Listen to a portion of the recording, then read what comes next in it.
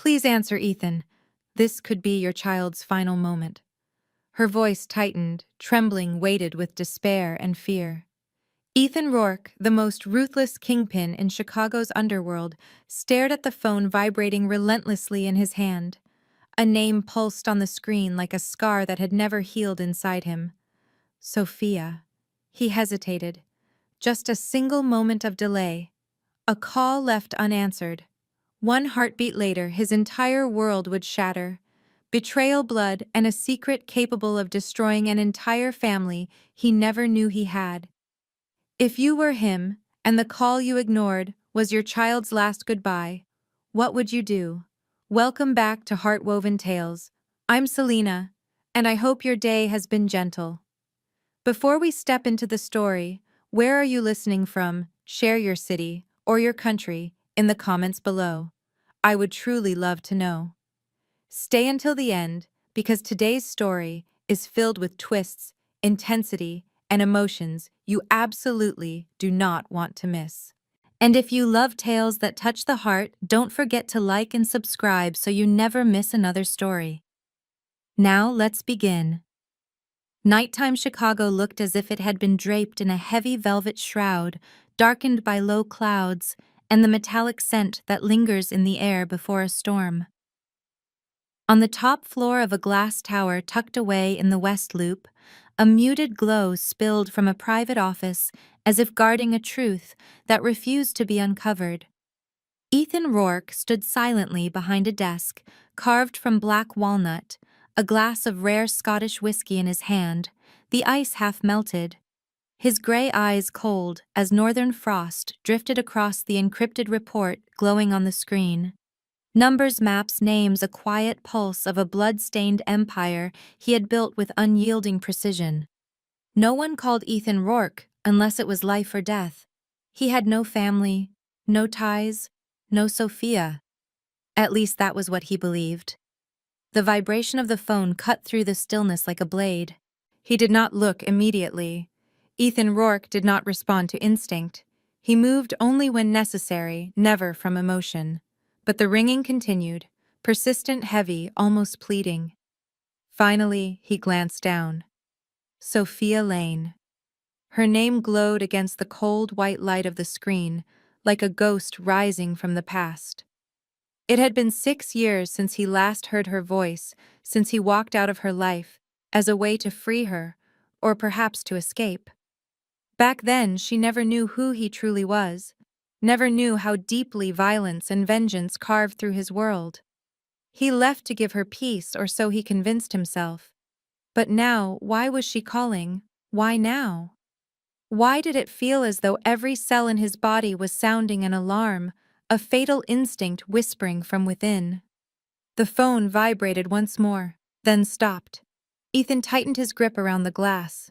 His hand trembled slightly, a rare crack in the armor of a man who controlled everything around him. He did not answer.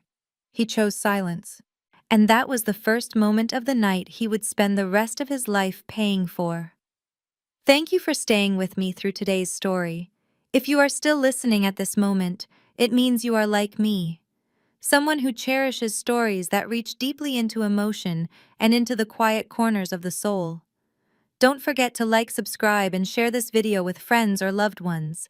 Anyone you believe might also need a story to listen to connect with, and perhaps to heal from.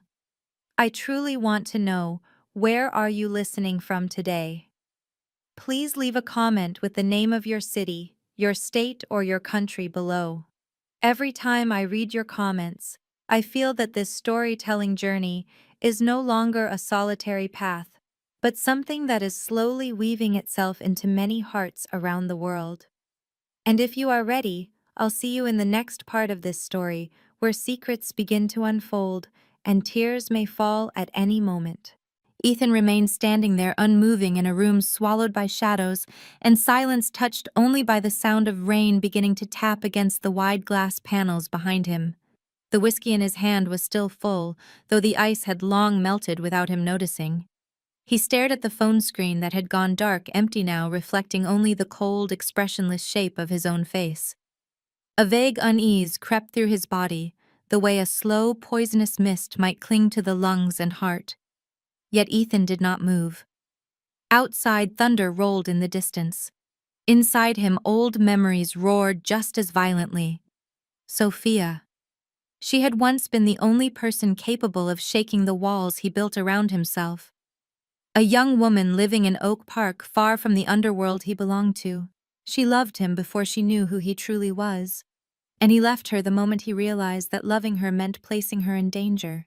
He offered no explanation, leaving behind nothing but an absence he had never dared to face. She never called after he disappeared. No messages, no anger, no goodbye. And yet tonight, her name had flashed on his screen for the first time in 6 years. Ethan swallowed hard, feeling a thorn lodged in his throat. He wondered where she was, if she was safe, if she was in pain, and why her voice echoed so clearly inside his mind. Please answer, Ethan. This might be your child's last moment. He closed his eyes and exhaled through his nose, trying to extinguish the invisible panic tightening inside his chest. His child? No, that was impossible. She never said a word, or at least he had never heard her say it. Had she, after all these years, borne a child? His child? Ethan shook his head as if rejecting the very emotions rising within him. No, he could not think that way. He had no right. He was the man who abandoned her, vanished without explanation, leaving her to face the world on her own. How could he allow himself the comfort of concern? But logic could not overpower instinct. Questions flooded his mind, like a river breaking through a shattered dam. What if the child was truly his? What if something terrible was happening? And what if this truly was the last time? He turned toward his desk and set down the glass. His palm was damp, though he did not know whether from sweat or from guilt leaking through him like a colorless toxin. He looked at the phone again. The screen remained black. No more calls. The silence now felt more terrifying than the gunfire he had heard during the bloodiest operations of his life. Once again, he saw her name carved in his thoughts, like a burned mark on his heart. Sophia. A gentle name, once the only refuge for whatever fragments of him still resembled a human being. He lifted his hand to call her back, then stopped. His fingers trembled, not out of fear, but because he did not know what he would hear on the other end. Would it be crying, screaming news of death, hatred, or nothing at all? He hesitated, and in that hesitation he realized it was killing him second by second. Ethan was a wolf, always decisive, always striking before his enemies, always one step ahead. But this time, emotion had turned him motionless, and that frightened him more than any bullet that had ever grazed his skull. The phone stayed silent. She did not call again. Perhaps it was already too late. Perhaps he had missed the one thing that mattered most in his entire life. And he knew that if this silence stretched on for even another minute, he would never forgive himself.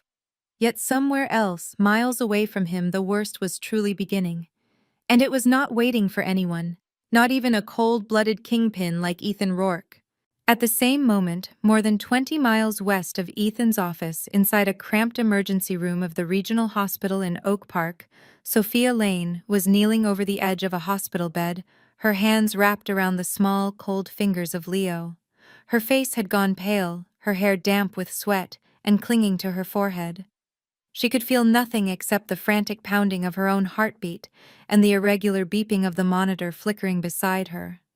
The child lay still, breathing weakly, lips tinged with blue. Only a short while earlier he had tried to smile at her, asking in a faint whisper, "Mom, who is my father?" She had not answered.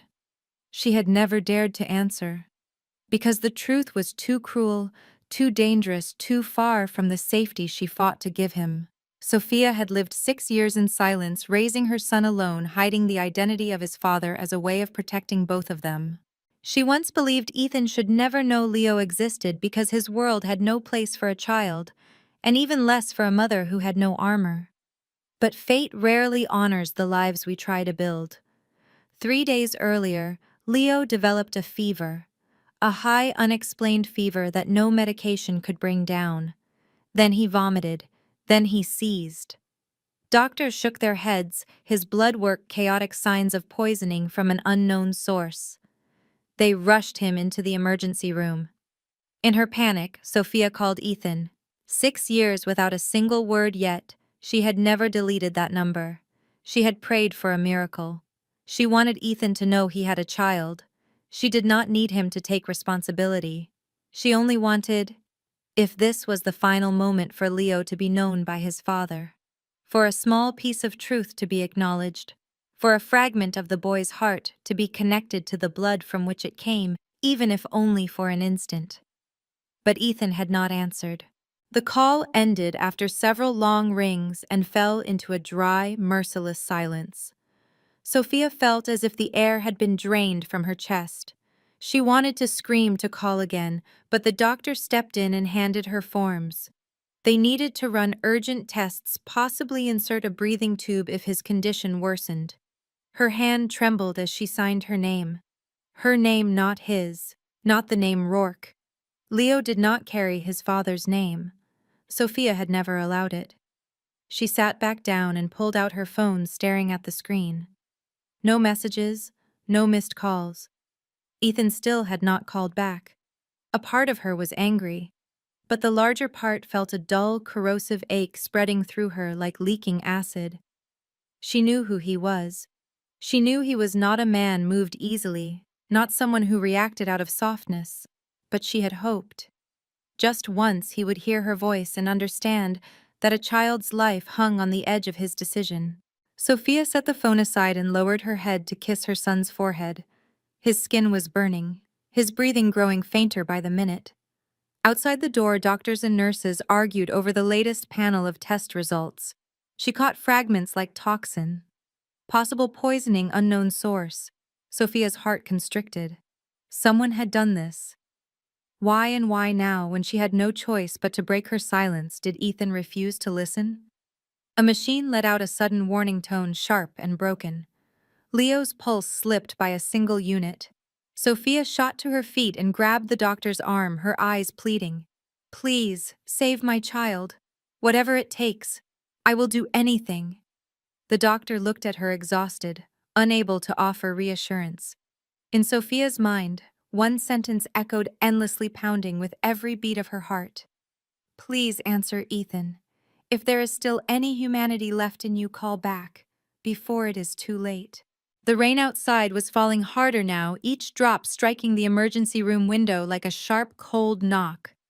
Sophia stood pressed against the corner wall, her arms wrapped tightly around herself, as if she were trying to hold on to the last bit of warmth.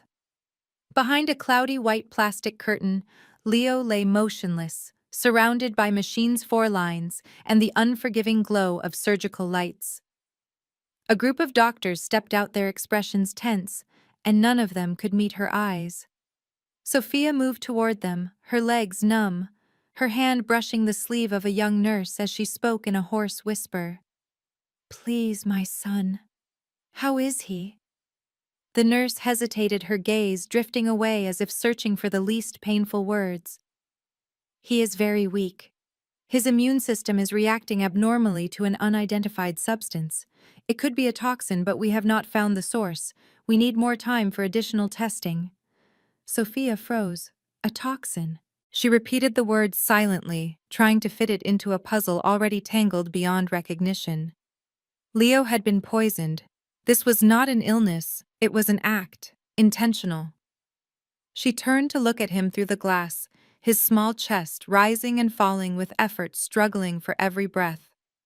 That tiny face had once lit up every time he smiled, every time he asked, "Mom, can I have ice cream tomorrow?"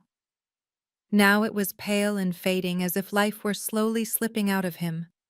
A cold shiver crawled down her spine. No one knew who Leo's father was. She had kept that secret for 6 long years. There was no document with Ethan Rourke's name. She had never told her friends, never told family, not even the doctors. But that did not mean that someone else did not know. Deep down, Sophia had always felt that one day the past she fought so hard to bury would find its way back. But not like this. Not through the fragile body of her child. And not in a cold room that felt like a chamber awaiting its final verdict. She pulled out her phone again. Still nothing. No reply, no message, no missed call. Ethan remained silent. She bit her lip, forcing back the tears, then turned away. She could not wait any longer. If the hospital could not determine the source of the toxin, she would have to do it herself. Sophia strode to the nurse's station and demanded to speak directly with the attending physician. She wanted the detailed lab results, a list of every single thing Leo had eaten, drunk, or touched during the past week. Her voice was firm, her gaze so unwavering that the staff looked at one another in confusion and unease. When they refused, she did not step back. She stood there repeating her questions, refusing to move until the senior physician reluctantly came out to speak with her. Sophia pulled him into a corner of the hallway and showed him a photo of a bottle of orange juice Leo had drunk that morning, a bottle that had been sitting in the refrigerator overnight. She had not thought anything of it at first, but now everything looked different. She asked him if someone could have slipped something into it, if that could have been the source of the toxin. The doctor looked at her, skepticism slowly shifting into concern. He said he would request additional testing from the lab. Sophia nodded, clutching her phone so tightly her knuckles turned white. It was all she could do, but inside her suspicion was becoming painfully clear. This was no accident, and the only person who could truly help her uncover who was behind this was Ethan. She looked at her phone again, her eyes no longer carrying hope, but something closer to a warning. If you do not call back, I will come find you. And this time, I will not come only with the truth. I will come with the fury of a mother who has stayed silent for far too long. The phone rang at 3:12 in the morning. It was not an alarm. It was not an internal call. It was an unfamiliar number glowing across the dark screen of the phone, resting on the black walnut desk where Ethan Rourke still sat alone, the dim light casting a stone-cold sheen over his face. He had not left the room since Sophia's call, had not eaten, had not drunk a sip of water, only sat in silence, as if time itself had frozen around him. When the phone rang, Ethan merely glanced at it. A part of him wanted to ignore it the way he ignored so many things. But a deeper part of him, nameless and beyond reason, urged him to answer. He lifted the phone to his ear without speaking. On the other end was a woman's voice, professional, yet uneasily uncertain. Hello, I am a nurse from the pediatric department at Oak Park Regional Hospital. I am calling on behalf of Ms. Sophia Lane. Ethan tightened his grip on the phone. His heartbeat thundered through his chest like war drums. His reply came low and rough. What happened? The nurse hesitated before continuing. Ms. Lane asked us to contact you. Her son Leo Lane is in critical condition. He has been poisoned, source unknown. Ethan stopped breathing.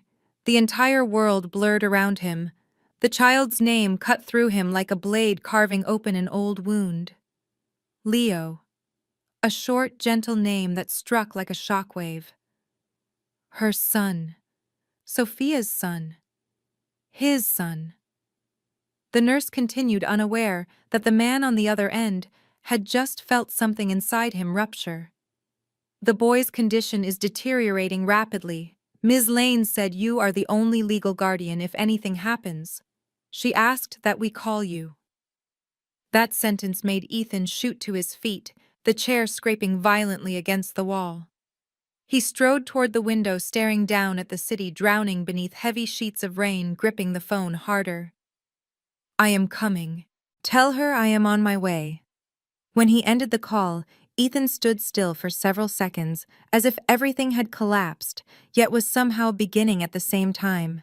He had no time for shock, for anger, for regret. Not anymore. He grabbed his coat and walked out of the office, taking nothing with him except his phone and the silver ring that once belonged to his father, the last remnant of a family that had shattered long ago. Driving through the city, Ethan could not remember how many red lights he blew past or how many streets he left behind. His black Bentley cut through the night like an arrow. In his mind, all he could see was Sophia, the days she sat in the park reading the sound of her laughter the first time she watched snow fall that year. He remembered the strict order he had given to his entire network the day he left. Sophia Lane is a ghost. No surveillance, no updates, total separation. He had blinded himself on purpose, believing that total ignorance was the only way to ensure his enemies never traced her through him. But now he understood that silence had been a fatal error. And now there was another face. A boy he had never known existed. Leo. How could he not have known? How could he have been blind to the one thing that should have mattered above all else these past 6 years? And why had he not answered the call? When he arrived, the hospital gate had already been opened. A security guard recognized his car and simply nodded. Ethan rushed into the main lobby, where the harsh white light against the cold tile made everything feel even more unsettling. The reception desk guided him to the pediatric wing. A young nurse hurried toward him and pointed down a long hallway. "Miss Sophia is in room 32. Ethan did not speak. He simply nodded and walked his footsteps, weighted with the gravity of his past and the guilt pressing on his shoulders. When he reached the door, it was slightly ajar. Inside, the steady beeping of machines filled the air. He pushed the door open. Sophia stood beside the bed, her back to him. On the bed lay a small, fragile child, thin, pale eyes closed. He did not need to ask. He did not need anyone to confirm it. Ethan's heart knew instantly that the child was his son. And in that moment, everything, every shield he had ever built, every illusion of strength he ever believed in, collapsed entirely. The rain had not stopped when Ethan stepped out of the hospital room, his face pale, but his eyes burning with fire. He had stood beside Leo's bed for nearly an hour, watching the unconscious child lying there with ashen skin-dry lips and hands as cold as ice. Sophia had not cried. She simply sat there holding her son's hand, her gaze empty yet strangely unbreakable. When Ethan touched her shoulder lightly to tell her he would step out for a moment, she did not turn, only nodded faintly. There was nothing left to say. Everything was clear. That child was his, and someone had tried to kill him. Ethan strode through the hospital corridor with his phone pressed to his ear. On the other end was Jonah Park, his most loyal lieutenant, the man he trusted to manage the vast underworld network stretching from the docks to the southern gambling rings of Chicago. When Jonah answered, Ethan's voice came low and thunderous. "Get me the security footage around Sophia's place from the past 3 days. Check every person who approached the apartment, especially delivery workers, maintenance staff, paramedics, anyone unfamiliar," Jonah asked. "Did something happen, boss?" Ethan replied sharply. "They went after my son. Find them." Jonah fell silent for a few seconds before murmuring, "Understood." Ethan ended the call, opened his car door, and slid behind the wheel. The black Bentley roared to life and shot out of the lot. Rain hammered against the windshield as if the sky itself had turned violent, but the storm inside Ethan was far worse. He did not know who had done this, but he knew one truth. This was no accident, not coincidence.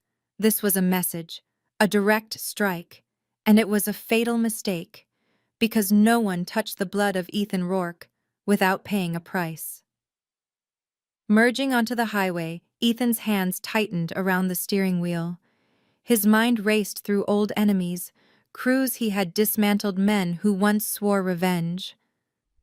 But then, one name cut through the chaos with razor clarity.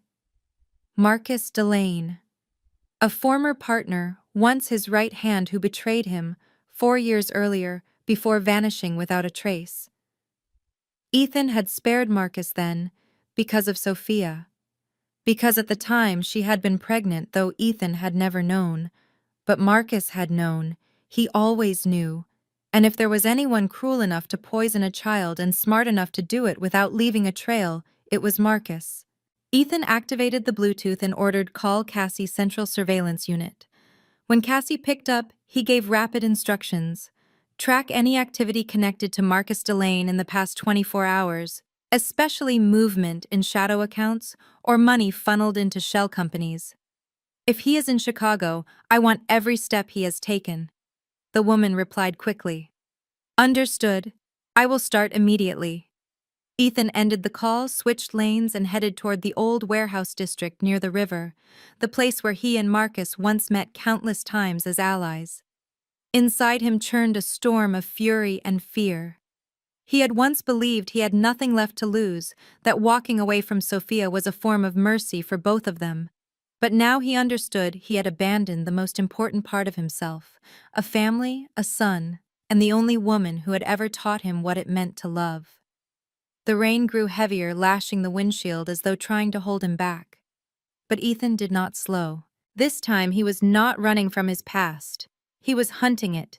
And he swore to himself that whoever had put Leo in that hospital bed would pay. Not only in blood, but with everything they had ever loved. The black Bentley made a sharp turn at the corner of 35th Street, its tires screeching across the wet pavement, reflecting the flickering red glow of storefront signs lining both sides of the road. Ethan had found no trace of Marcus at the abandoned warehouse district, as he had hoped, nor had the surveillance teams uncovered any hint that Marcus had left the city. The deeper Ethan pushed into the underworld's channels, the more he sensed something was wrong. Every trail was too clean, as if someone had cleared the path in advance. Marcus was not hiding, he was waiting. And meanwhile, Leo was suspended between life and death. Ethan's hands tightened around the steering wheel until his knuckles turned bone white. Every passing minute felt like another blade driven into his heart, every street flashing past his window, a reminder that he had arrived far too late to protect the one thing that mattered most. When the hospital gates of Oak Park appeared ahead, the clock on the dashboard showed 4:17 in the morning. The rain had lightened to a mist, but the air was still thick with cold tension. Ethan cut the engine and stepped out. His suit still carrying the faint scent of gunpowder from another life, now blurred by the rain. He moved through the main hallway, each step echoing sharply in the quiet. A hospital at night was never noisy. It felt like a place suspended between life and death, where every emotion was compressed into the tight breath of someone waiting for news that could break them. Ethan headed straight for the reception desk, where a nurse from the previous shift immediately stood upon seeing him, recognizing the look in his eyes. She spoke softly, almost in a whisper, out of respect for the severity lingering in the emergency ward. Leo is still under critical observation. The doctor is waiting for you. Please come with me. Ethan nodded and followed her through a long, narrow corridor that seemed to stretch on endlessly, the fluorescent lights above flickering rhythmically in a way that made one want to shout just to break the suffocating stillness. When they reached the attending physician's room, the door swung open and Sophia was already inside. She wore a thin, hospital-issued coat, her hair tied back hastily, her face pale, but her eyes unwavering, fierce, with the defiance of a mother holding on to her child one fragile second at a time. No tears, no trembling, only resolve. Their eyes met, and for a moment time slowed. No words were needed, no explanations. They understood each other through the shared pain that weighed on both of them. Ethan stepped closer, his voice hoarse, strained with cold and fury. "Any news?" Sophia handed him a newly printed lab report, the ink still fresh. Ethan scanned it quickly. A single chemical compound appeared 3 times an extremely rare substance nearly extinct on the market. Ethan knew exactly what it was. A toxin Marcus had used in an internal purge years before, detectable only through a triple-layer deep analysis. Only Marcus. And this was his message. Sophia whispered, barely able to remain standing. "I tried to keep Leo away from everything. I did everything I could." Ethan looked at her, and for the first time in 6 years, he had no words. No apology could reach far enough. No reason could erase the agony in her eyes. He simply reached out and took her hand, gripping it gently. "We will not let our son die. I promise." She did not speak, but for the first time she did not pull her hand away. And in that moment, a nurse rushed toward them breathless. "The doctor needs both of you in the emergency room now. Leo's condition is worsening." Ethan released her hand, his eyes darkening. He turned and strode swiftly toward the familiar room where a small heart was fighting for every second of life. And this time he would not walk away again. The emergency room doors burst open, the sharp white light slicing into the hallway like a gleaming blade. Ethan and Sophia rushed inside, their hearts threatening to split apart as they saw doctors and nurses crowded around the small bed in the center of the room. The monitors beeping filled the air, each uneven, piercing sound, announcing how thin Leo's life had been stretched, trembling like a frayed thread. On the bed, the child's tiny body seemed nearly swallowed by a maze of wires, of vor lines, and medical equipment. His face was ghostly pale, his lips bluish, his eyelids barely closed, as if he were slipping into a dream with no path back. One doctor checked his pupils and shook his head gently to a nearby nurse, while another pushed medication into the IV line. Sophia rushed to the bedside and clasped her son's hand, tears rising, but somehow held back. "My boy, I am right here. I am not going anywhere. Please open your eyes." Ethan stood at the foot of the bed, staring at the child he had never held, had never heard call him father, now fighting for his life. A crushing weight settled over his chest. He had watched countless men fall, had given orders that ended lives, but never, not once, had he felt this helpless. No one in the room spoke aloud, but the urgency and growing despair poured into the air like rising floodwater. Suddenly the heart monitor let out a string of erratic tones, the waves on the screen thrashing violently. A doctor shouted for a cardiac stimulant, and a nurse scrambled to prepare the syringe, while Sophia clung to Leo's hand, whispering prayers she did not have the strength to form fully. Ethan stepped forward, standing on the opposite side of the bed, his eyes locked on that small, motionless face. In that instant, memories of his own childhood stormed back. The father murdered before his eyes, the mother who vanished without farewell, a boyhood shattered by violence and shadows. He had sworn never to have children, never to let another innocent life grow up in a world like his. Yet fate had brought Leo to him, only to try to take him away. Ethan leaned down and whispered softly into his son's ear, his voice breaking despite every effort to stay composed. "Leo, it is your father. I am sorry I was not there sooner, but I am here now, do you hear me? You are strong like your mother, so you cannot give up. You have to come back, do you understand?" For a moment, he thought he felt Leo's fingers twitch, but no one could tell whether it was real or just a desperate illusion. The lead physician turned to Sophia, his tone heavy. "We are doing everything we can. But if he does not stabilize within the next 15 minutes, we will need to prepare for advanced resuscitation. The risk of neurological damage will be extremely high."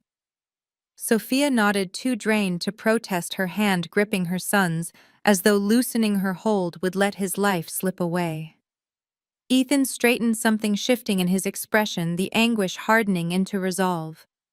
He pulled out his phone and dialed a secure number. When the call connected, his voice was cold metal. "Jonah, I need Leo's blood samples sent to a private lab immediately. Not through the hospital. I do not trust them. Use the underground network if you have to. I want to know exactly what is killing my son." Jonah did not ask questions. He only said yes. Ethan ended the call and turned back to Leo. The boy's face remained still, but something inside Ethan flickered with the smallest spark of hope. He had never believed in fate. He had never believed in miracles. But this time he prayed that a miracle was real, and he would fight for it with everything left inside, a man who had long been told he did not possess a heart. Ethan stood motionless beside the hospital bed, his eyes fixed on the small face, sinking into a painful, heavy sleep. Every fragile breath Leo struggled to take tightened Ethan's chest as though an unseen hand were crushing his ribs. No one in that room knew that the cold, unshakable man who once haunted the darkest corners of Chicago's underworld was now battling a shock greater than any bloodshed he had ever survived. He could not stop looking at his son. Every tiny detail of that face, the long lashes, the delicate bridge of his nose, the wide, innocent forehead, twisted something deep in Ethan's heart.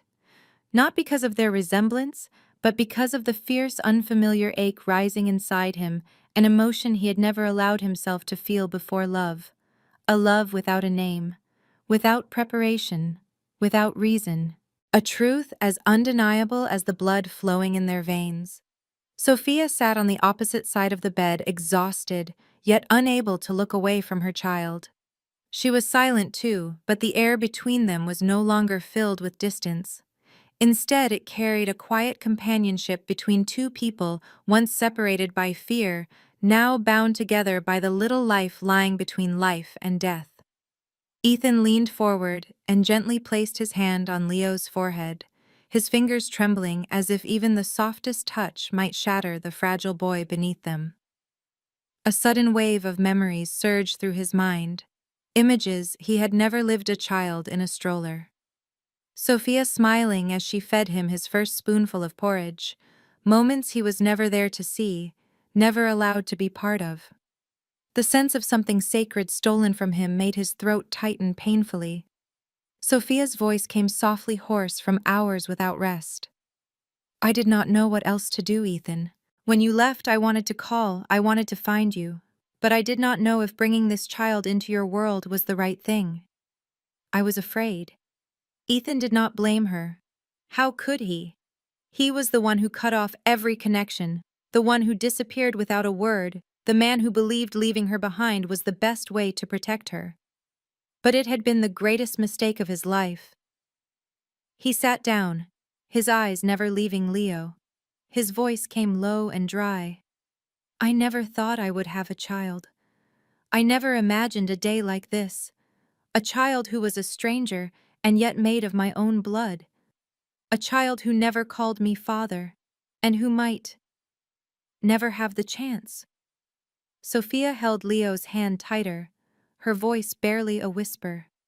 "He asked me who his father was. I did not know how to answer. I did not want to build a beautiful picture only for him to learn a different truth later. But I also did not want him to grow up feeling abandoned. I was not brave enough to tell him the truth, and I was not strong enough to face you." A surge rose inside Ethan's chest, not anger, but sorrow, regret, the helplessness of a father who could not rewind time. He clenched his fist, his voice sinking, but hardening like tempered steel. "From this moment on, I will not leave him again, no matter what it takes, no matter who I have to face. Leo is my son, and I swear I will protect him with everything I have, even if it means returning to the life I tried to escape." Sophia did not answer, but when she looked at him, her eyes carried no blame for the first time in years. And in that same moment, the heart monitor emitted a sound that was different, clearer, stronger. Both Ethan and Sophia turned toward it. On the screen, Leo's heartbeat had risen by a single unit. Not much, but it was the first sign. And it was enough to make a father who had never known he had a child let silent tears fall for the very first time. The steady rhythm of the heart monitor echoed through the stillness of the intensive care unit, each faint beat like a fragile drum holding on to the last strand of life. Ethan sat beside the bed, his large hand wrapped around Leo's small ice-cold fingers. Sophia stood on the opposite side, her eyes never leaving her son's pale face. In that moment, they were no longer two people wounded by the past, no longer the broken remnants of a love long buried. They were a mother and a father, and between them lay everything. A long, piercing beep shattered the silence, tightening Sophia's chest like a fist. Ethan snapped his head up. On the monitor, the wavering heartbeat suddenly flattened into a single unbroken line. No more intermittent beeps, only one long, haunting tone. The death line. Sophia screamed, "No, no, please. Doctor." Her voice cracked, as if her throat had been crushed, her legs giving out as she collapsed against the edge of the bed. Ethan shot to his feet, eyes wide, unable to believe what he was seeing. A nurse slammed her palm onto the emergency button.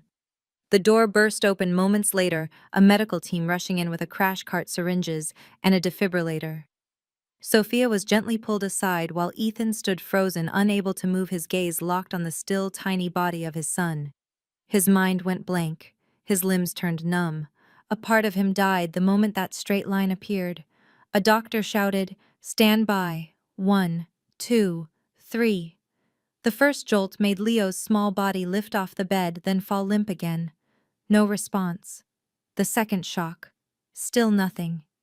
Ethan stumbled back a step as if struck by an invisible blow. He could not breathe. Sophia lay curled on the floor, her hands covering her face, her shoulders shaking violently. Ethan looked at everything through a haze, as though watching from behind frosted glass. He could no longer hear the doctors, clearly could no longer smell the sterile bite of antiseptic, could no longer feel the cold fluorescent lights overhead. He saw only his son lying there unmoving, while electric shocks fought desperately to pull him back from the edge of nothingness. The third shock hit. A moment stretched as long as eternity passed. And then on the monitor, a flicker of movement. A single spike of rhythm. A beep returned. Soft. Thin. But real. A doctor shouted, "We have a response. Continue monitoring." The heart rate began to rise again. Slow, frail, but alive. The room seemed to breathe again. Ethan stood unmoving, tears slipping down his face without his noticing. Sophia pushed herself up from the floor, her trembling hand reaching blindly for the bed's edge. They did not speak. They did not embrace. They did not collapse in sobs. They simply stood there watching the child who had just crossed a threshold from which many never return. Ethan did not know if Leo would wake. No one could say whether the boy would carry permanent scars. But he was still here. He still had a chance. He still had hope. And that alone pulled Ethan back from the abyss. He knew he had arrived too late. But he also knew that from this moment forward, he would never allow anything to harm this child again. Not an enemy. Not the shadows. Not a single mistake he had ever made. Because the father within him had awakened. And he would never return to the man he once was. Dawn had begun to break when Ethan stepped out of the hospital room, his face hollow, his shoulders sagging as if an invisible weight had been pressing on him through the entire night.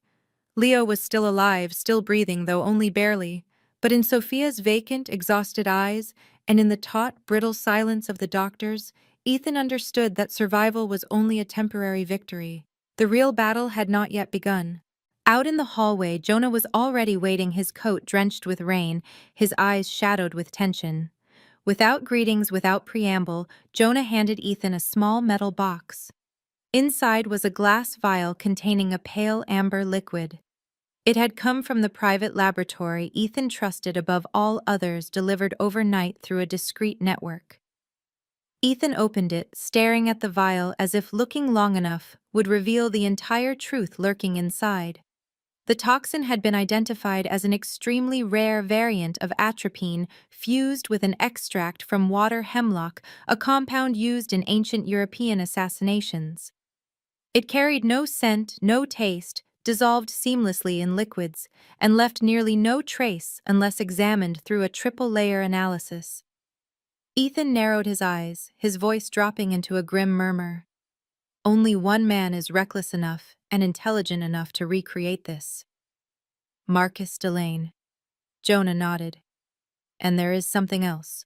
The lab detected traces of a rare enzyme found only in a type of reagent your old organization used for internal purge missions. It cannot occur naturally, which means this toxin is not just a warning, it is an accusation. Ethan stood still for several seconds before turning to Jonah. Can we trace the original batch? Who made it? Who transported it? Jonah shook his head. Everything went through an intermediary, no names, no locations. But there is something strange. Before this toxin reached whoever ordered it, it was tested at a pharmaceutical lab in New Jersey, owned by Elvin Pharmatech. Ethan's brow tightened. Elvin. The name had never been tied to the underworld, but he knew better than to believe in coincidences. Behind a polished pharmaceutical giant could be anything. And if Marcus had ties to Elvin, this was no longer a personal vendetta. Footsteps echoed softly behind them. Sophia approached, holding a hospital printout in her shaking hands. She said nothing, only handed it to Ethan, her eyes carrying pain and a simmering fury barely held back. Ethan took the page, scanned it, and felt his heart plunge into a silent abyss. In Leo's blood there were traces of an unfamiliar microorganism, something far more insidious than toxin alone. A biomedical test sample never publicly released, an incomplete synthetic virus. Leo had not only been targeted for assassination, he had been used as an experiment. Ethan crushed the paper in his hand, the crumpling sounding like metal grinding against metal. He looked at Sophia, his voice rasped and raw as corroded steel. They did not just want to kill him, they wanted to see how long he could endure. Sophia closed her eyes, tears spilling without a sob. Ethan turned to Jonah, his tone frozen and deadly. "Call the entire old unit. I do not care if we have to tear Chicago apart or burn an entire pharmaceutical empire to the ground. I want Marcus Delane in front of me within 24 hours, alive or dead. And if anyone else is involved, I want every name." Jonah nodded, once pulled out his phone and disappeared into the corridor. Sophia remained beside Ethan without asking anything more. Between them, there were no questions left about the past. Only one undeniable truth: their son had been turned into a pawn in a merciless game, and they would never allow it to happen again, no matter the cost. That afternoon, as weak sunlight filtered through the frosted glass along the hospital corridor, Ethan sat alone in the waiting room outside the intensive care unit. Sophia had fallen asleep beside Leo after nearly 30 hours without leaving her son's side. Ethan could not bring himself to wake her, nor could he walk away. In his hands was a stack of documents Jonah had delivered, printed on thick paper, marked with the red seal of Ethan's private underground network files that would never appear on any legitimate system. A detailed analysis of Elven Pharmatech's financial history, its shareholder registry, and its hidden asset transfers. One familiar name surfaced in the authorization stamp on a transaction linked to the laboratory in New Jersey: Catherine Rourke. Ethan went still. Catherine was his cousin, the girl he had grown up with in an orphanage on the outskirts of Springfield. After he left the orphanage and descended into the underworld, she was the only person he kept in contact with, the only one he trusted enough not to sever completely. Catherine had chosen a different path. She studied biochemistry, became a researcher, always saying she wanted to create something that saved people, not destroyed them as Ethan once did. But why was her name embedded in the systems of a corporation tied to the toxin that nearly killed Leo? Ethan felt his chest tighten painfully. Impossible. Catherine could not have done this. She was the last family he believed he could trust. But he knew better than anyone that the most dangerous enemy was always the one closest to you. He picked up his phone and called Jonah. His voice was glacial. "I need every trace of Catherine's communications for the past 6 months. Emails, phone calls, financial transactions, travel records, even fingerprints if necessary. Leave nothing out." Jonah was silent for several seconds before answering quietly. "Are you sure? She is your family." Ethan closed his eyes, his voice cracking like stones splitting. "Family does not poison children. Check it." He ended the call and stood walking into the hallway. His mind swirled with memories. Catherine calling him Big Brother, the handwritten letters she sent while he hid in a frozen warehouse in Baltimore, the way she had told him during their last meeting by the Hudson River, that even if the world saw him as a monster, he would always be the protector of her childhood. But if she had used that trust to mask her own scheme, forgiveness no longer had a place. That night, Jonah sent an audio file extracted from a coded call made 3 weeks earlier. The woman's voice in the recording did not tremble, did not hide. It was familiar, gentle, slow, yet sharp as ice. "Everything has been tested on subject L54. The child is responding better than projected. If the results hold, we can expand the trial to 20 units." Ethan went still, his eyes fixed on the blank wall. Subject L54. Leo. Catherine had monitored his son as a specimen, had assigned him a code like a piece of laboratory equipment. Not Marcus, not some distant force, but the one person he believed would never betray him. Sophia stepped into the hallway and found Ethan sitting motionless, the phone still in his hand. She meant to ask what had happened, but when she saw his bloodless face, the hollow shock in his eyes, she understood before he spoke. Ethan did not look at her. His voice was low and broken, as though rising from the bottom of an endless pit. "My cousin, Catherine, she is behind this." Sophia froze. 1 second, then 2. Her hand pressed over her heart, as if to keep it from breaking. No one said a word, but both of them knew the battle ahead was no longer only about saving Leo's life. It was about exposing the rot festering within their own bloodline. Night settled over Chicago with a thin veil of mist, like the cold breath of a ghost lingering at the edge of the city. Inside the hospital, the corridors gradually emptied, leaving only the steady hum of machines whispering like the passage of time. Ethan sat alone in a small monitoring room beside the emergency ward, a laptop open in front of him displaying streams of decoded data from Elvin Pharmatech's internal system. Jonah sat beside him, his eyes bloodshot from 2 days without sleep, fingers still tapping urgently across the keyboard. A soft beep sounded. Jonah frowned and opened a newly extracted folder. An audio file. No known source, no identifiable IP address, as if it had been sent from nowhere. Jonah looked at Ethan, awaiting a command. Ethan nodded. "Play it." The distorted noise that followed was tangled with a woman's voice, low and steady, despite the static unmistakable even through the interference. "Catherine." Her words carried no attempt at persuasion or apology. They were a warning, even a challenge. "If you are hearing this, it means I am further along than you ever imagined. I do not need your forgiveness. I do not need you to understand. I only need you to know that Leo is the key. Not just for me, for everything this world is about to face. Do not try to save the boy unless you are ready to confront the entire truth. And do not think I do not know you are tracking me.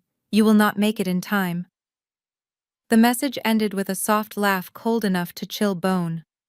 Jonah cursed under his breath, his face going pale. Ethan said nothing, but his eyes darkened, sinking deep like a collapsing star. He rose and walked out of the room like a gust of icy wind. Down the hallway, dim golden light stretched toward the far end where Sophia stood with her back against the wall, holding a notebook of Leo's latest vitals, updated by a nurse. When she saw Ethan approaching, she moved as if to step toward him, but the look in his eyes made her stop. No words were needed. She knew something had shifted. Ethan came closer, his voice rough and solid as stone. "Catherine sent a message. Not an apology, a threat. She knows we are tracking her. And more importantly, she believes Leo is the key to something far larger than a child's life." Sophia gripped the notebook so tightly her knuckles whitened, fear mingled with rising anger in her eyes. A child fighting to survive, and someone dared to turn him into a pawn in a diseased game. Ethan nodded. "It is more than experimentation. It is part of a larger plan. A strategic move. And Catherine is not acting alone. She has a network. She has power. She can manipulate data, erase trails by entire systems." Jonah rushed over, breathless. More data came through. "Her system is encrypted with a security tier accessible only to an internal elite group at Elvin. And there's something else. The account sending the audio file is not hers. It originated from a relay server in Hungary." Ethan narrowed his eyes. Hungary was one of the major transit points for the illegal bioweapons market. That meant Catherine was not just a link, she was a coordinator. Or worse, the center of it.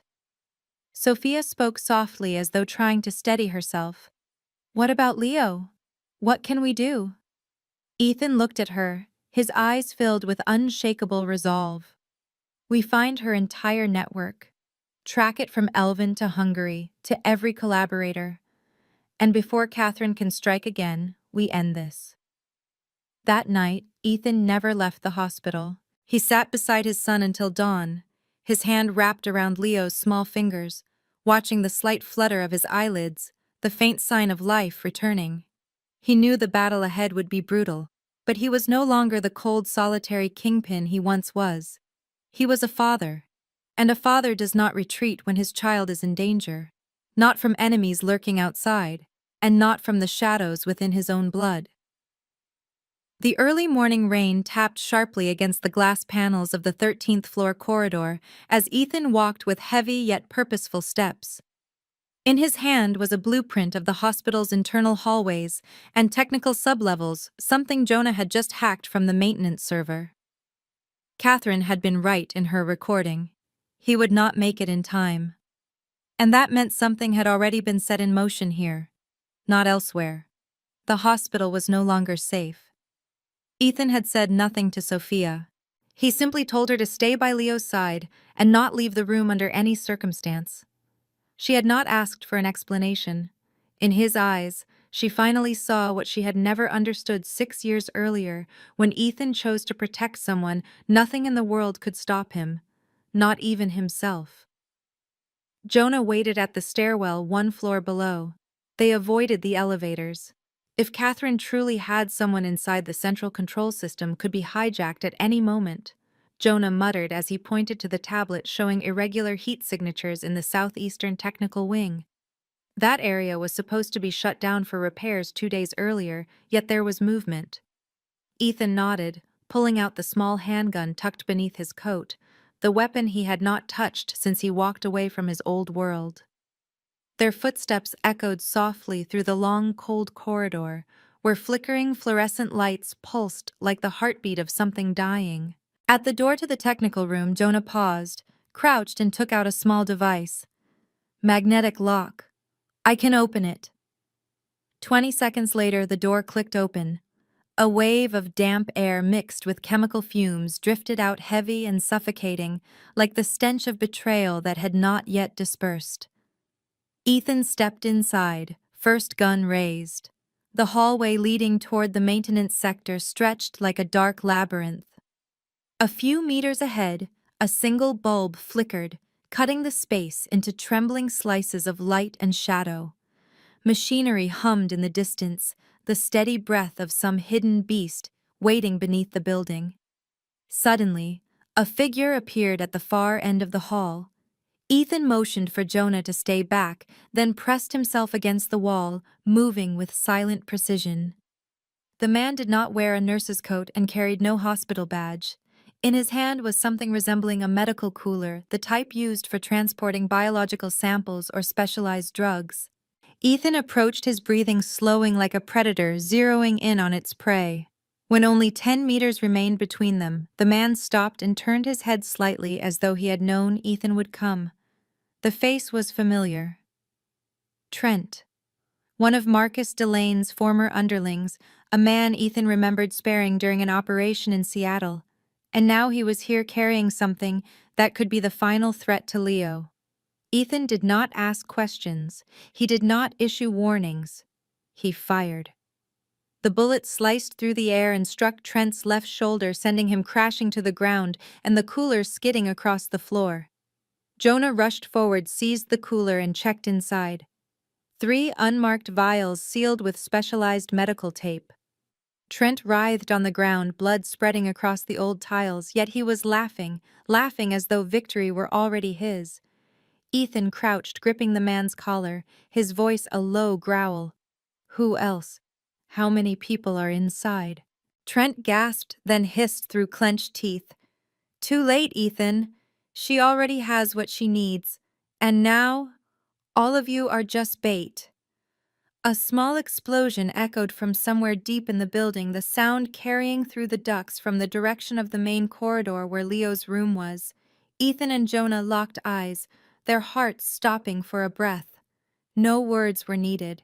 They turned and ran, sprinting back through the cold white maze of the hospital, racing against time and against a truth rising from the shadows to meet them. The shrill scream of alarms cut through the hospital corridors as Ethan and Jonah sprinted back from the technical wing, each pounding footstep echoing like a violent warning against their ribs. The air was thick with antiseptic, and faint smoke drifting from the small explosion on the 13th floor, mingling with the rising panic of medical staff scattering in every direction. But Ethan did not slow, did not ask, did not glance back. Every step he took was a step closer to the edge of life and death. When they reached the main hallway, Leo's room stood empty. The door was wide open, a long scrape marking the floor and leading toward the emergency stairwell. Sophia was gone. Leo was gone. For a heartbeat, a low, animalistic growl tore through Ethan's chest as though something ancient and feral clawed its way to the surface. Jonah pointed at the hallway camera feed that had just come back online after the earlier blackout. On the screen appeared Catherine dressed in a fake nurse's coat, pushing a gurney with Leo's small body, hidden beneath a thin blanket. Sophia walked beside them with her wrists bound, her mouth sealed with medical tape, her eyes blazing with anguish and defiance. The final destination on the footage was the rooftop access. Ethan did not hesitate. He snatched the gun from Jonah's hand and sprinted toward the service elevator. His mind was a storm. Catherine, his cousin, his blood. The girl who once called him Big Brother with bright admiration was now pushing his child toward the edge of the world with her own hands. When Ethan burst through the rooftop door, cold air slammed into his face like a blow. Wind roared across the wide concrete stretch, sending dust and distant birds spiraling beneath a sky the color of tarnished steel. At the center stood Catherine, the gurney behind her, and 3 armed men forming a protective circle. Sophia was bound tightly, her mouth sealed, her eyes full of fury and despair. Ethan raised his gun. Above them, the heavy rhythmic thrum of an approaching helicopter cut through the wind, descending toward the helipad. Her extraction team. But as Ethan stepped into the light with his weapon raised, the pilot hesitated, saw the trap and banked the aircraft sharply away, abandoning her to the storm. Catherine watched her escape vanish into the clouds, then turned back to Ethan. She spoke, her voice low and steady. "I always knew. You were never going to let that child fall into anyone's hands." Ethan said nothing. He looked at Leo instead. The pale little face, the closed eyelids, the faint breath that seemed ready to dissolve into the wind. Catherine stepped forward, and her eyes no longer held the warmth he remembered, but the conviction of someone who believed entirely in her own righteousness. "I did not kill him. I saved him. No one else saw what I saw in Leo's DNA. He is the first subject to survive the sequence of trials. If we continue, we could cure dozens of hereditary diseases. I am creating the future." Ethan tightened his grip on the gun, his voice a low rasp. "You call this the future after binding a child and pumping poison into his veins. You call this ethics. Did you ever look into his eyes? He is human, not a product." Catherine stood silent for a long breath, wind tugging her hair and revealing beneath her coat the small elven insignia pinned to her scrubs, the final confirmation of her betrayal. "I had no choice. Marcus is dead. Someone had to continue the work, and I cannot let emotion disrupt the outcome." Ethan stepped closer. His gun remained trained on her, but his eyes carried not only rage, but something breaking inside him. Pain, devastation, a sorrow sharp enough to cut bone. His voice lowered. "You always have a choice. You could still choose to stop. But now, it is too late." At that moment, Jonah triggered a signal jammer from his phone, scrambling the earpieces of the armed guards. Ethan seized the opening. He fired, striking the man nearest Sophia, dropping him instantly as she stumbled forward. Ethan rolled left as another guard opened fire. In under 15 seconds, 2 of the 3 armed men were down. Catherine screamed, "Stop!" Ethan froze, though his gun was already leveled at her chest. His eyes glistened, but his hand did not shake. "Drop your weapon, Catherine, please." For a moment she hesitated. A flicker of something familiar passed through her eyes. But then she stepped back and reached for a device strapped to her wrist. Ethan fired. One single shot. It struck her left shoulder, sending her crashing to the cold concrete. Jonah rushed forward and restrained her as Ethan ran to Leo's side. The boy was still breathing. Sophia collapsed around her child, shaking with relief, tears streaming unchecked. The battle on the rooftop was over, but its consequences were only beginning to unfurl. Ethan lifted his head to the gray horizon. The wind swept across the rooftop, carrying with it the bitter weight of everything he had been forced to do to protect the people he loved, and for a truth that could never be forgiven.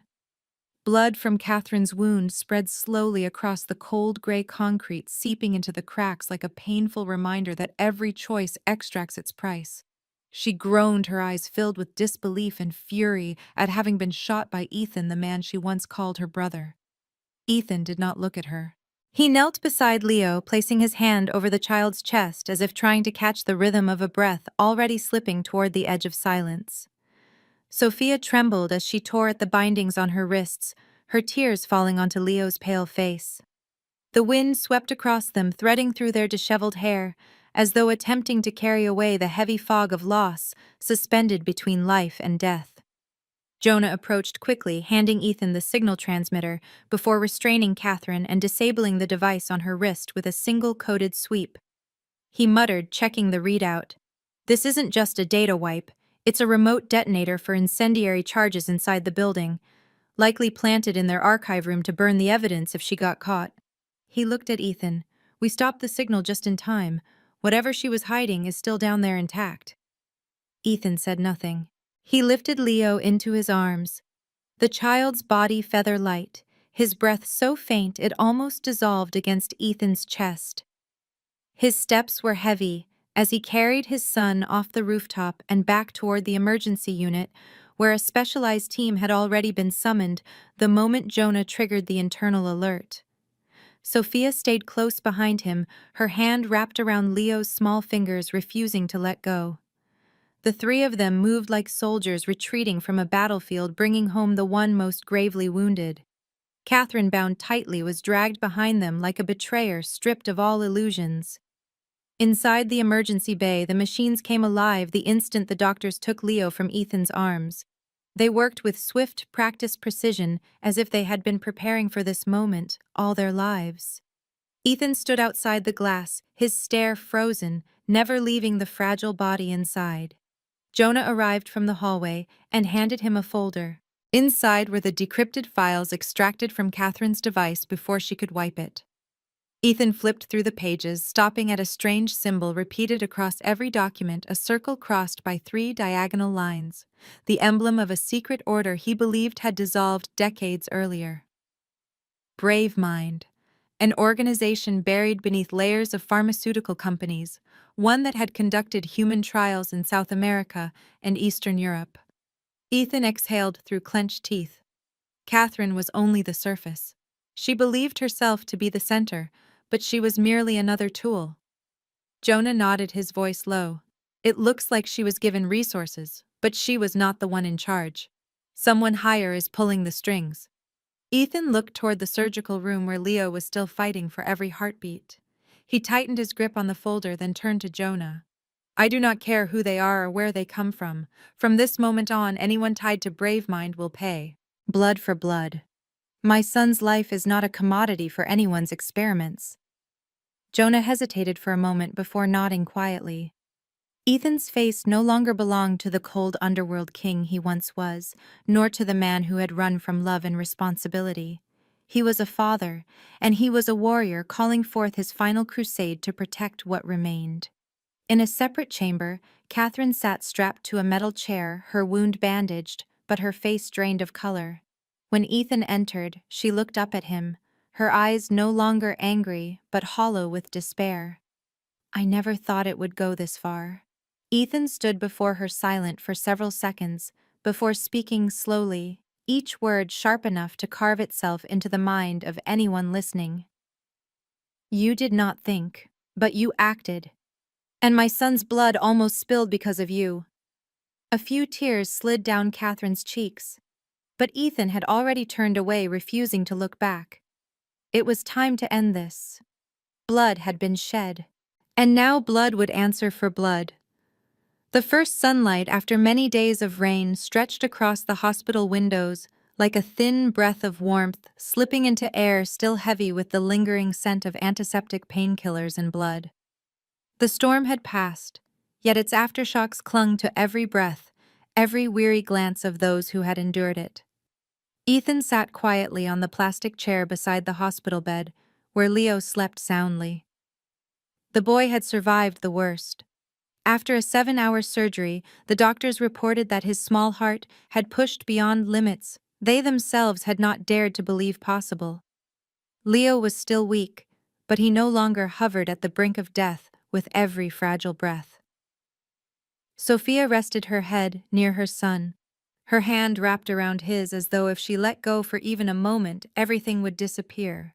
Ethan watched them both, and in his eyes was a feeling unfamiliar to him, neither relief nor pure happiness, but something like awakening after a long descent into darkness, a survival that had crawled out from wounds too deep to name. Out in the hallway, Jonah sat reading reports on a small tablet. Elvin's system had been completely disabled after their breach into the highest security server the night before. Catherine, now held in an isolated room, had signed a waiver declining legal representation. She said nothing. She only stared out the window like someone who had lost faith in everyone, including herself. Ethan felt no anger anymore, only emptiness. Betrayal's price was the loss of everything, and sometimes that hurt more than death itself. He had not gone to see Catherine again. He had chosen to spare her life, not because she deserved mercy, but because Leo deserved a father who would not spill more blood. Inside the room, the steady beeping of Leo's heart monitor was the gentlest lullaby Ethan had ever heard. He placed his hand on his son's forehead, sensing the warmth seep into his skin like a promise that he would never walk away again. Ethan had wandered lost in his own darkness for years, but now every path pointed to one thing: family. Outside the hospital, the media had begun whispering about an internal investigation involving a chain of major medical centers tied to Elven Pharmatech. Bravemind had not yet been exposed, but they now knew someone was following their trail. Ethan would not stop. He had once survived by becoming a creature hidden in shadows. Now he would use those very shadows to carve a path of light for Leo. Sophia placed her hand on his shoulder, offering a soft smile. Her eyes still red but clear. "I never thought we would ever sit here together, after everything." Ethan did not look at her, but he tightened his hand over hers. He was not a man skilled with gentle words, but Sophia understood. In that silence there was love, there was regret, there was a promise. Jonah stepped into the room and handed Ethan a small scrap of paper found in Catherine's pocket when she was detained, a hurried message scribbled in red ink. "Bravemind will not stop here. There are more children, and they are not as lucky as Leo." Ethan read the message again and again, then slipped it into his jacket. He knew the storm had only just begun, but at least now he had risen after being struck down. After a storm, the sky is not always clear, but the light always returns even in the faintest form. And Ethan, Sophia, and Leo, 3 fractured souls once scattered between 2 opposing worlds, now sat together as a family, imperfect but whole enough and exactly what they needed to keep moving forward. That afternoon, Chicago seemed to sink into an unfamiliar silence. Sunlight was smothered beneath a thick gray layer of clouds, leaving the ground washed in a muted yellowed haze, and the air cold enough to warn of another storm on its way, though this time it brewed in the hearts of those who remained. Ethan stood alone on the hospital rooftop, the same place where only a few days earlier the confrontation with Catherine had turned violent. At his feet, the old streaks of blood had long been washed away, yet in his mind every moment returned with painful clarity, as if it had just happened. He remembered the look in Catherine's eyes as she fell not only from the gunshot, but from the collapse of her own beliefs. Blood bound by family had spilled because of misguided conviction, and though he never said it aloud, the ache gnawed at him relentlessly. He once believed he no longer knew how to hurt, that a life spent in darkness had taught him how to detach from loss. But Sophia and Leo had pulled him back into his humanity, and once a heart has tasted light again, it becomes more vulnerable than ever. He tightened his grip on the scrap of paper bearing Catherine's message, the one Jonah had found in her pocket. Brave mind will not stop here. There are more children. Those words cut like a cold blade, reopening old wounds while revealing a new hell Ethan knew he could never ignore. Sophia stepped behind him, holding 2 cups of hot coffee. She handed one to him, her fingers brushing his as if anchoring him before he drifted too far into that silent abyss. She said nothing. They did not need words. Ethan looked out over the distant city. Beneath the glow of high-rise lights were laboratories, false offices, hidden basements where they carried out experiments on innocent lives. He had once been a part of a world that felt nothing, and now he understood he had to be the one to end it. Sophia's voice rose softly behind him, almost like a breath. "You will go after them, won't you?" Ethan nodded slowly. Not for revenge, for Leo, and for the children he had never met. Sophia stood silent for a long moment, then placed her hand over his chest, feeling the heavy thud of his heartbeat. "We will go with you." But Ethan knew the road ahead was not one he could allow her and Leo to walk, not because he wished to be alone, but because it was the only way to keep them safe. He touched her cheek, his gaze carrying a quiet, earnest promise that needed no words. Sophia understood instantly. She turned and walked away without asking anything more, because true love sometimes means knowing exactly when to let go, so the one you love can live as who they truly are.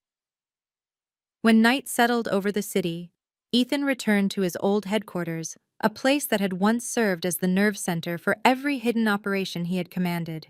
The room was cold dust coated and silent, yet inside it lay files, weapons, and names Ethan knew were tied to Bravemind. He unfolded a world map and marked each location Jonah had sent him. Hungary. Brazil, a small clinic in Lagos, and a mobile research station in the state of Utah. Each mark represented a route of suffering places where cries never rose because they were buried beneath concrete and soundproof glass. Ethan burned Catherine's note in a metal ashtray, watching the small flame curl around the ink and turn it to dust. But the fire inside him did not fade. It flared with love stolen from him, with pain left unanswered, with the memory of Leo's fragile breath and the grief in Sophia's eyes. Blood had been spilled, but fire would consume every last one of those who believed life could be measured and manipulated like a laboratory commodity. And Ethan would be that fire. Not for the past, but for the future. It was late at night when Sophia returned to the hospital room after a brief call with the head physician. Leo was still asleep, his cheeks slightly rosier, his breathing weak but steady. The lights had been dimmed to a gentle glow, leaving only the soft illumination of the monitor, and its quiet beeping that pulsed through the room like a lullaby meant to soothe the darkness. Sophia sat beside her son and placed a hand on his forehead. The stillness was so complete that she could almost believe the chaos had finally ended, that the pain and betrayal and gunfire and blood had all been sealed behind the closed door. But then, the door eased open. A young nurse stepped inside. Small, slight, her brown hair tied neatly, her face unremarkable, except for the fact that she was the same nurse who had changed Leo's sheets that morning. Sophia nodded a greeting but kept her gaze on her son. The nurse checked the machines, wrote a few numbers on the chart, and then stood still beside the bed as if struggling with a decision. She glanced down the hallway, then leaned close to Sophia's ear and whispered rapidly, I was too scared to speak before. But now that Catherine is caught, her cleanup crew is coming. The police are distracted on the roof, but Elvin's private security is entering the lower levels disguised as maintenance. They are going to scrub the archive. You have 10 minutes. Sophia spun around, eyes wide, her heart pounding so hard her chest felt tight. She tried to speak, but the nurse was already stepping away, her eyes bright with fear layered over determination. Before slipping out the door, she left a folded piece of paper tucked beneath the monitor. Sophia picked it up and unfolded it. Inside, a shaky, handwritten message read, Old East Wing, 9th floor. The area marked under renovation. It is actually Elvin's private archive. Go now. No name. No identifying mark. Only the faint smell of fresh ink and letters that trembled as if written by a desperate hand. Sophia looked at Leo, then toward the hall. Terror slid down her spine in a cold wave. It felt like all of this was only the beginning. Ethan was downstairs where he had just finished meeting with a former security specialist who once worked for Elvin. When he received Sophia's message, he sent only 2 words: "Do not go." But Sophia knew that if there was a chance to uncover answers before they were erased forever, that moment was now. And if she did nothing by morning, those answers and the people behind them might disappear, as if they had never existed. She waited 10 minutes until the shift changed. Then, moving with a quiet swiftness born of fear and resolve, she pulled the blanket up over Leo, set a stuffed bear on his hand to disguise her absence, and slipped through the door. The hallway was empty. She crossed the administrative wing and slipped into the service elevator, pressing the button for the 9th floor. When the doors opened, a cold draft hit her face, making her shiver. This floor was officially listed as the Elvin Oak Park Research Partnership Unit, currently closed for structural repairs. Heavy plastic sheets and hazardous construction signs blocked the main view, creating a perfect blind spot. Sophia walked, her heartbeat loud in the silence. Her footsteps echoed until she reached the end of the hall, where a heavy reinforced door marked "Authorized Personnel Only." Biohazard Level 3 waited. It had been left slightly ajar in the chaos. She pushed it open. The fluorescent lights flickered to life, revealing shelves of records, drawers, and a safe left ajar. Inside were dozens of small glass vials, each filled with a colorless liquid, each labeled with the handwritten names of children. On top was a file bearing the name Leo Rourke, along with ultrasound images, genetic analyses, and a documented timeline of injection trials. Sophia felt her legs give out beneath her. She leaned against the wall, clutching her chest to quiet the sob rising in her throat. The truth lay here, raw and monstrous, worse than any nightmare she had dared imagine. And if the nurse was telling the truth, Leo was only one among dozens, perhaps hundreds of children being used as test subjects. She took out her phone, photographed everything, and sent it with a single message to Ethan: "You need to see this." As she turned to leave, a dark silhouette flickered across the frosted glass of the lab door. Someone had seen her, and time was starting to run out. Ethan reached the 9th floor only a few minutes after receiving Sophia's message. When he found her, she was pressed into a shadowed corner of the hallway, breathing hard, her face drained of color. She handed him her phone filled with photographs of chemical vials, medical files, and handwritten notes, and with only a single glance, he understood the gravity of what she had uncovered. But what made his hands clench until his knuckles turned white were the names on the list. Not just Leo. Dozens of children, most marked as missing or no longer traceable. Children who had been experimented on, who might already be dead or living somewhere in darkness, monitored, hidden, groomed for a purpose brave mind called medical progress. Ethan had never felt such fury. Not only because of Leo, but because innocent lives had been reduced to codes in a system treated as tools instead of human beings. Outside, alarms blared across the hospital. Someone had triggered a lockdown. But Ethan knew Bravemind's time had run out. Jonah had already sent the information to the press, the FBI, and a group of independent investigative journalists. What Sophia had found was the final piece needed to expose the entire network. By the next morning, every major news channel was running a special report about leaked files revealing unethical experiments on children. Elvin Pharmatech's name was plastered across every headline. A federal investigation was launched. And in the middle of the media storm, Ethan stepped back. He did not need the spotlight. He only needed Leo to live and grow without fear. In an emotional press conference, Sophia told her story. She never mentioned Ethan. She spoke of mothers who had no idea their children's blood had been taken, injected with unknown substances, of sleepless nights spent listening to cries they could not understand. And she urged every parent to trust their instincts, because sometimes one simple question could save a child's life.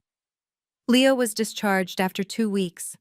The boy wrapped his arms around Ethan and Sophia as they stepped out of the hospital doors. In his hand, he carried his old stuffed bear, and around his neck hung a small star-shaped pendant Sophia had given him to remind him that he was always protected, always loved.